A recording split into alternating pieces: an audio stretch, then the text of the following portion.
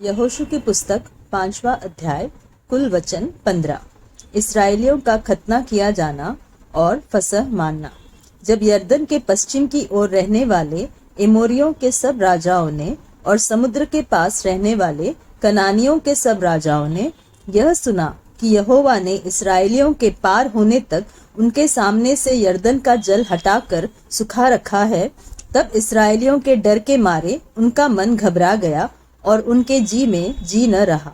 उस समय यहोवा ने यहोशू से कहा, चकमक की छुरियां बनवाकर दूसरी बार इसराइलियों का खतना करा दे। तब यहोशू ने चकमक की छुरियां बनवाकर खलड़िया नामक टीले पर इसराइलियों का खतना कराया। और यहोशू ने जो खतना कराया, इसका कारण यह है कि जितने युद्ध के योग्य पुरुष मिस्र से निकले थे, वे सब मिस्र से निकलने पर जंगल के मार्ग में मर गए थे। जो पुरुष मिस्र से निकले थे उन सब का तो खतना हो चुका था, परंतु जितने उनके मिस्र से निकलने पर जंगल के मार्ग में उत्पन्न हुए, उनमें से किसी का खतना न हुआ था, क्योंकि इस्राएली तो 40 वर्ष तक जंगल में फिरते रहे, जब तक उस सारी जाति के लोग अर्थात जितने युद्ध के योग्य लोग मिस्र से निकले थे वे नष्ट न हो गए, क्योंकि उन्होंने यहोवा की न मानी थी। इसलिए यहोवा ने शपथ खाकर उनसे कहा था कि जो देश मैंने तुम्हारे पूर्वजों से शपथ खाकर तुम्हें देने को कहा था और उसमें दूध और मधु की धाराएं बहती है, वह देश मैं तुमको नहीं दिखाने का। तो उन लोगों के पुत्र जिनको यहोवा ने उनके स्थान पर उत्पन्न किया था, उनका खतना यहोशू ने कराया, क्योंकि मार्ग में उनके खतना न होने के कारण वे खतना रहित थे। और जब उस सारी जाति के लोगों का खतना हो चुका, तब वे चंगे हो जाने तक अपने अपने स्थान पर छावनी में रहे।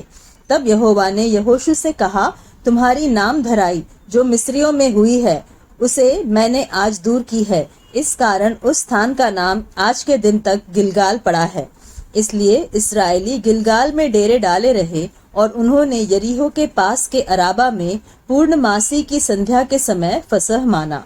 और फसह के दूसरे दिन वे उस देश की उपज में से अखमीरी रोटी और उसी दिन से भुना हुआ दाना भी खाने लगे।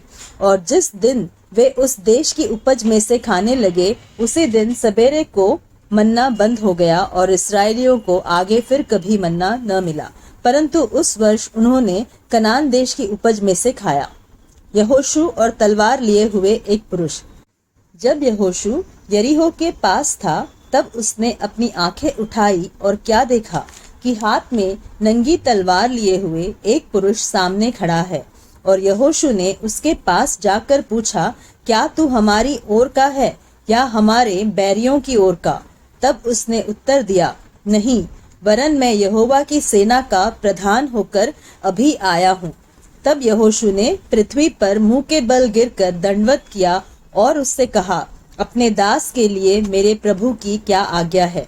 यहोवा की सेना के प्रधान ने यहोशू से कहा, अपनी जूती पांव से उतार डाल, क्योंकि जिस स्थान पर तू खड़ा है वह पवित्र है। तब यहोशू ने वैसा ही किया।